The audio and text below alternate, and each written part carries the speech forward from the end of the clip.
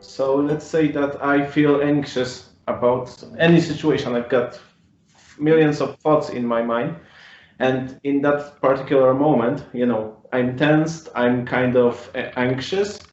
I sit down, I close my eyes, and then I'm kind of focusing inside and trying to find out where it goes and I mean where it is and focus on it, and in a way it transforms. Do I understand? Usually it does. And sometimes when there's the correlates of anxiety, that the only way physically you can make yourself anxious is how you breathe. And and so depending on how you're breathing is what the level of anxiety is going to be. And so sometimes in the case of anxiety, you tune into your breath.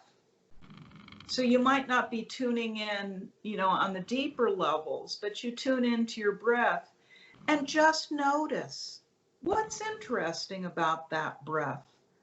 You know, is that breath being held? Is that breath shallow? And just being curious, and it automatically, without effort, changes. And so, and you know, I just have this thought that when you do it and when you focus in that way on an anxiety, for instance, it no longer is anxious to you because you kind of observe it you look at it from a perspective, from a distance, I think, or yes. you let yourself have it, and you can experience it, and you, in a way, you stop running away from it. You can look at it. And sometimes you do the opposite.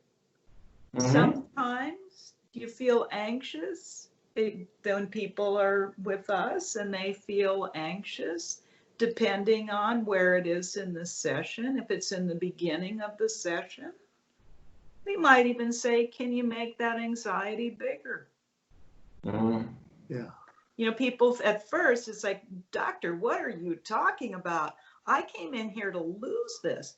And here you know, what's it just that we say, just like for 30 seconds, just see.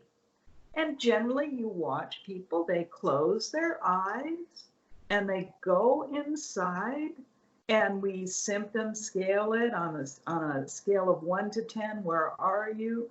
Well, doctor, I'm a 7. Okay, let's see if you can make that bigger. They tune in. It's like what, 10 seconds later? Well, doctor, it's a 9 now. Excellent. Why do we say that? Why do we say it's excellent? Because we know that if you can modulate that anxiety, if you can bring it up, you can bring it down. What's the saying? Whatever goes up must come down. And inevitably, so it's not a straight line. And so there's the opportunity because of the vacillation. Yeah, or the natural cycle, 90 minutes. Yeah, and if you're on the upswing of the cycle, then one has to honor that upswing of the cycle. And of course, when you let go of a certain amount of whatever the anxiety is, what's the natural result? Comfort. You feel more comfortable. And so I think Ernie is the only person that I know that has captured this concept of comfort so effectively. It's something that happens every hour and a half. Your body needs to take a rest. And you rest for 20 minutes. And then you come out of it. And what do I do anything? I gotta be doing such and such. And now you forget that you're tired or whatever, and you go and do such and such. You do not recognize you're going through a cycle. And you come to a lower end for about 20 minutes where you don't feel comfortable unless you go in and just let yourself be. Let yourself be for about 15 or 20 minutes. So even to me, with That's also relevant to hypnosis, Mhm. because it doesn't the natural form of the hypnotic state, I would say. The low end, the basic rest activities cycle is the essence of hypnosis. What do you make of that? The essence of hypnosis, you say? That the basic rest activity cycle is the essence of hypnosis? Do I understand that correctly? well, particularly the 20-minute phase, the 20-minute break is really the essence of hypnosis. The common everyday trance. Mhm. Okay. Call it. Mhm. And I think I invented that term Mhm. when I was working with Erickson. Mm-hmm. In other words, I would say to Erickson, you wait for the person to go into the common everyday trance. We'll call it the common everyday trance. When they look off there, what they say to in your preoccupation, and if you the therapist remain quiet when the person looks off that way, within a moment or two, they'll be in this state, and then they'll come back and say, what were we talking about, doctor? Or, oh, I didn't get that last thing you said, is what people say. Yeah. And of course, we smile. It's something that interests me very much right now is that there are people that are suffering from the COVID-19. And how do you help people that have symptoms and are suffering? And like symptoms of fever, symptoms of Yes. problems with breath. How do you help them? You ask them to pause down and to tell us what you're actually experiencing. And that's truth, what they're actually experiencing. Mm-hmm. And they will talk for a while, often for 15 or 20 minutes, and then they'll open their eyes, and that's all I can say about it, doctor. Mm-hmm. But the other thing is that people are experiencing extreme pain. And so in working with extreme pain, you need the observer, don't you, Ernie? Yes. You know? You become the observer. Yeah, the observer operator. Observer operator. They're two words that go together. Your observer inside or the external observer? I'm asking that because I remember the observer operator concept, which is the observer that you have inside, but I also remember when you once told me about how Erickson was dealing with his pain, working with his wife, Betty, who was actually in a role of an observer for him doing his kind of procedures. Well, and of course, it's very interesting because why choose? For instance, if you're in the problem with that people express that the tremendous weight on their chest, they feel like they're drowning, they feel like an elephant's stepping on their chest. Well, it's good, I think, to have the observer that's on the inside and the observer that's on the outside. that if it's not possible to deal with it inside yourself, by golly, get someone to help you to externalize it, as Milton did with Betty.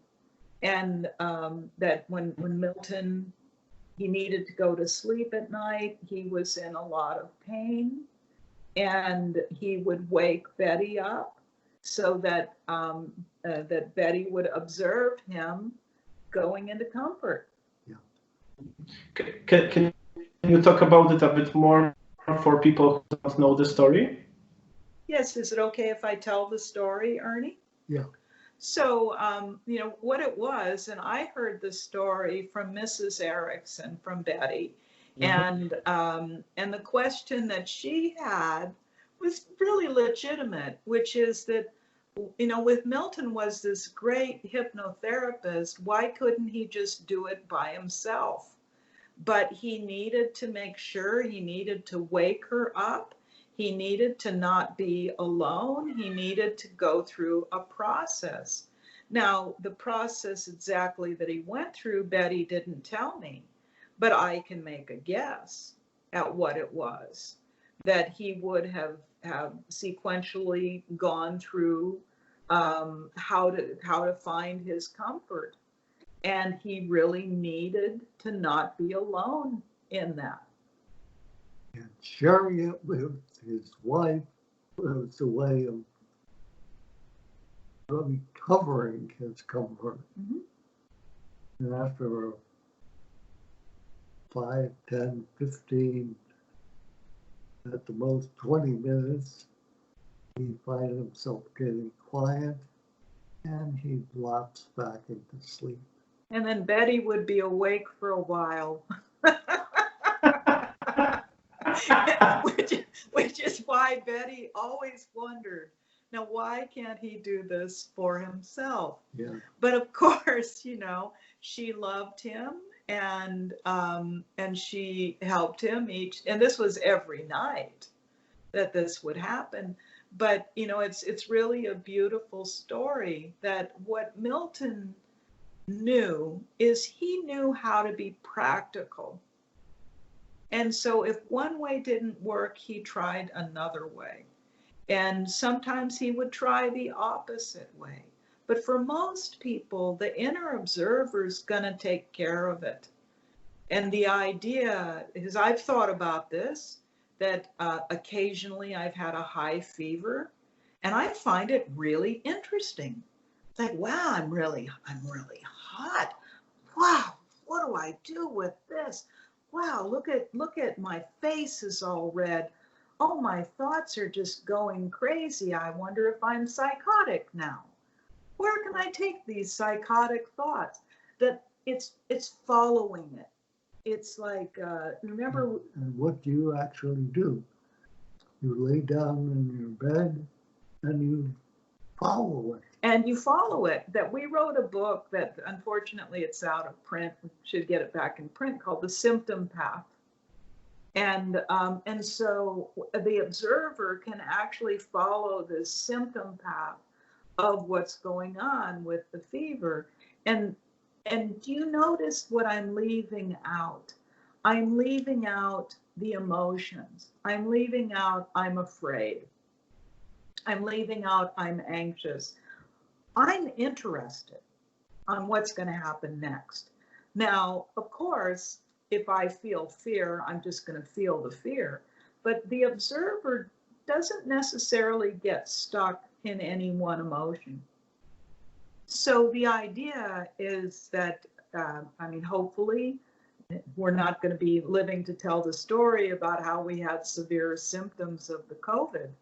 I would like very much to have it to be in my theoretical mind rather than a practical application of it. But I can plan that if I were to have symptoms, to really find it interesting and to see what that was, and to understand a little bit about how the body works, and inviting, for instance, my lungs to open up, inviting and imagining my white cells, going in there and gobbling up these really fascinating looking molecules that they show images everywhere you look on this molecule. But I would be imagining this sort of thing. I would be very interested in what my breath was doing. And I would really try to keep breathing, like to not hold my breath, because I know from experience, it's really painful to hold your breath. And 100% of the time when you do that, you will become anxious. And so I would take the knowledge of what I have, and I would take the curious approach to see what happens next. And I would also be looking for the wave nature of what was happening with my breath. Of, in these 2 seconds, it was actually comfortable. Now it's not comfortable. I would be really following that. I wouldn't take this just staid path that it's 100% awful all the time. I would be saying, well, it's only 95% bad now. That I got 5% good.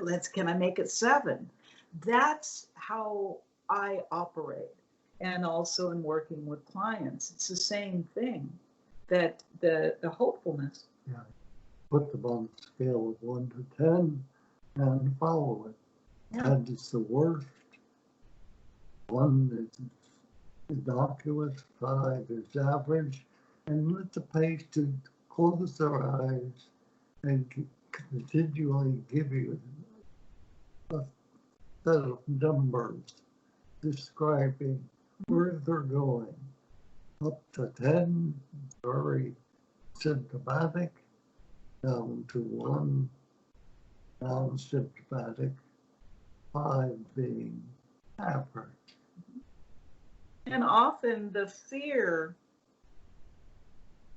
it doesn't necessarily go away, but it becomes less of an interesting idea. Yeah, you've given them a new idea. A new idea, a new focus. Excuse me?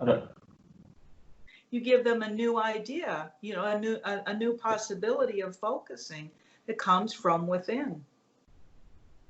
The observer, you emphasize their inner observer.